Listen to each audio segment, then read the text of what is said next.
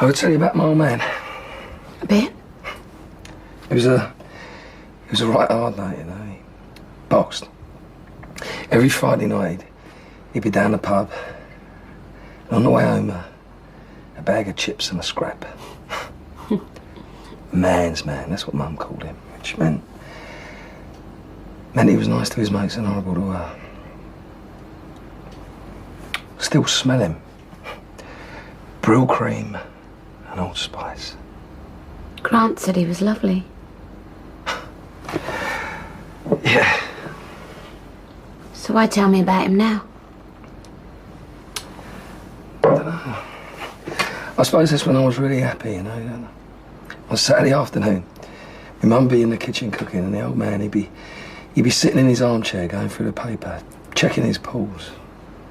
The other kids, they wanted to be astronauts and racing drivers. Me, do you know what I wanted to be? Me dad. There's nothing wrong with that. Oh. Only it don't look like it's going to happen, does it? I've already got 2 kids, both living with other blokes. Sorry.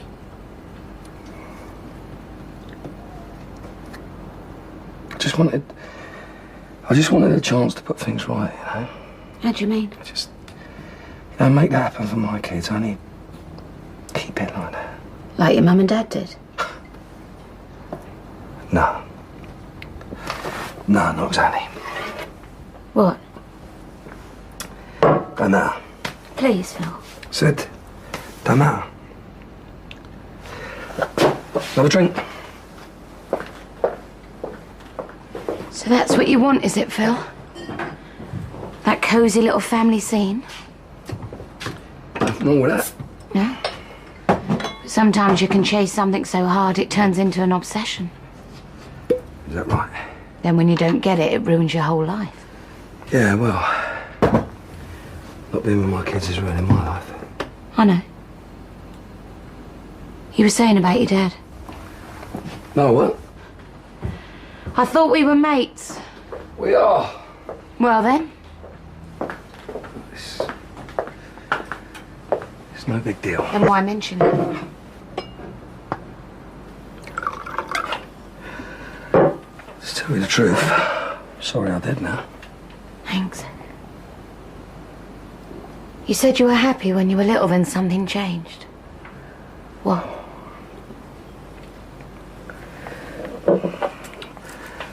I got older, you know, 6 or 7.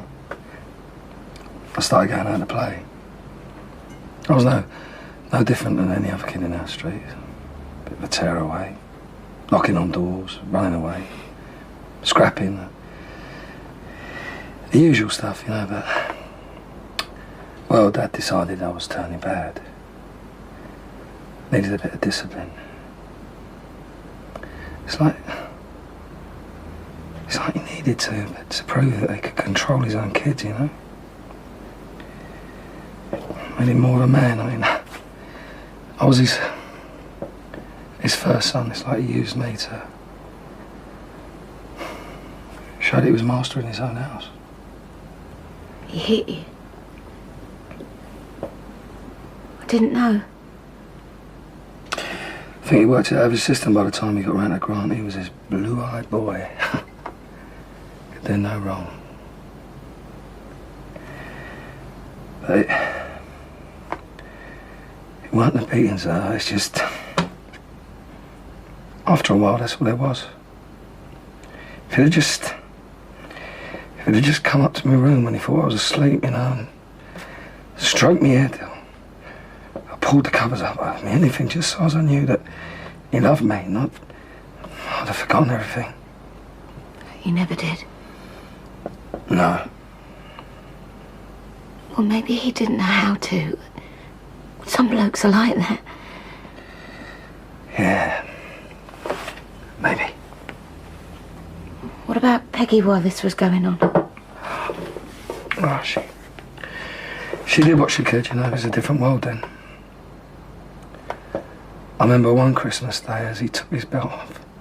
My little legs, they were shaking so much I thought they were going to give way. I think he must have seen me my lip trembling. I choked back the tears because he screamed at me. Well, he always screamed. Be a man.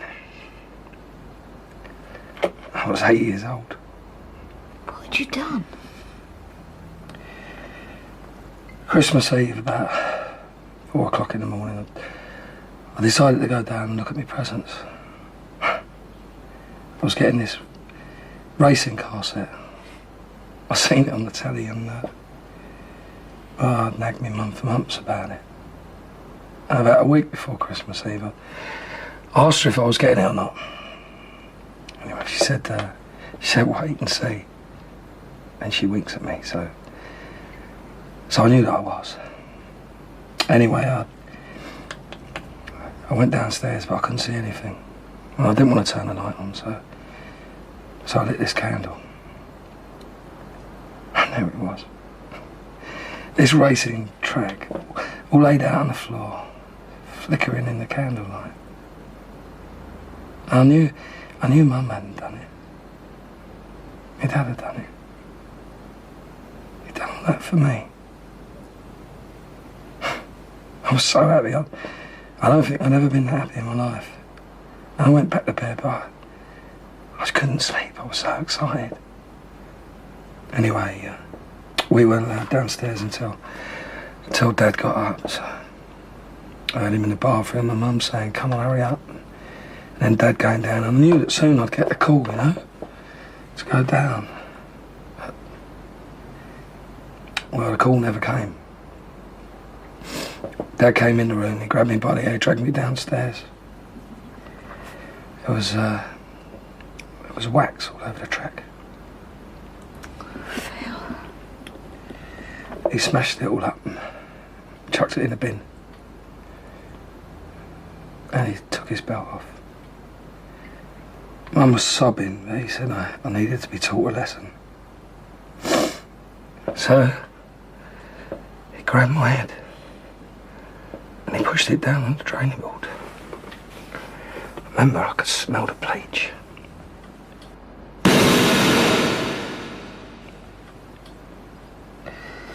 Mum was screaming and begging him to stop. I turned my little head and I looked at her. I said, please, Mummy. And then it started. Me whimpering and him screaming, be a man! Be a man!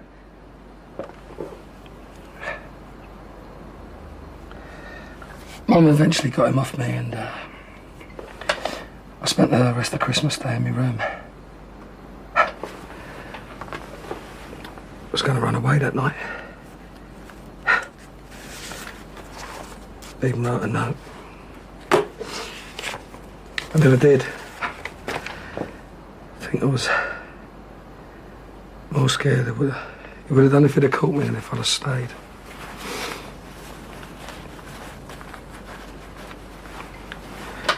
I think I wrote that just to get it out of my system.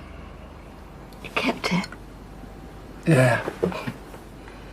I had it in my room. I think part of me wanted them to find it, you know, so they knew how I felt, but no, they never did. Found it years later. We were moving house. Kept it ever since.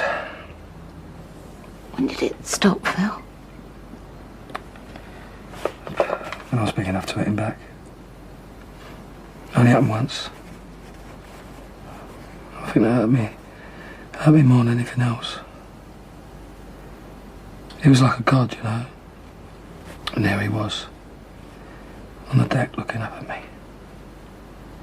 Just a pathetic old man. Can I see it? My ghost. Then don't you think it's time you got rid of them? I've tried. Come on, Phil. It's not up to you to make up for what your dad did by being a better father than he was. Yeah. I'd be a good dad, you know. I know. I just wanted to take all them feelings I had and use them for something. But you can do that. What now? Okay, you're not living with Louise's mum, but you can still be a dad. Other people manage it. Do they? Look, I had the best dad in the world, but I know I'd have been happier if he hadn't lived with us. How can you say that? Because it's true. Oh, yeah, they loved each other, and when it was great, but towards the end... Oh, Phil, I've lost count of the times I used to sit in my room listening to them arguing. Could never hear what they were saying. They sounded like two wasps attacking each other. And the door would open and I'd hear Dad shouting, Mum crying, door slamming, silence. Next day there'd be an atmosphere. I'd walk in for breakfast to a barrage of sweethearts and darlings from both of them. Both wanting to outdo the other one, worried I'd take sides. I never did. Truth is, towards the end, I wanted one of them to leave. Anyone. You see, individually, they were the best mum and dad anyone could want. But together, they were the worst. Sound familiar? You're saying you'd have put up with just seeing your dad at weekend? Oh, considering the alternative every time. I mean, being on my own with them was brilliant. You know, Dad made me feel special. Called me his princess. And when he went out, me and Mum used to curl up on the sofa, picking out on chocolate, watching old black and white films on the telly. All the old weepers, you know. Mum used to call me an old softie because I always cried. She never knew why. Why? I used to watch her face, you know. When the hero got his girl in the end, she was right in there with him. So I knew that's what she wanted. That's what she wanted, and it couldn't be further away from what she had. I was crying for her.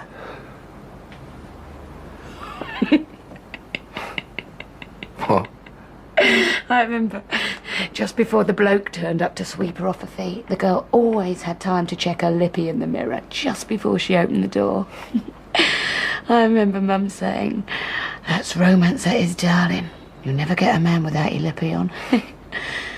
She used to do it when Dad got home, as soon as she heard the front door go. I used to hate him when he didn't notice. So you see, if you're getting back with Lisa for Louise's sake, you're just swapping one hell for another. So what's the answer? Now you got me.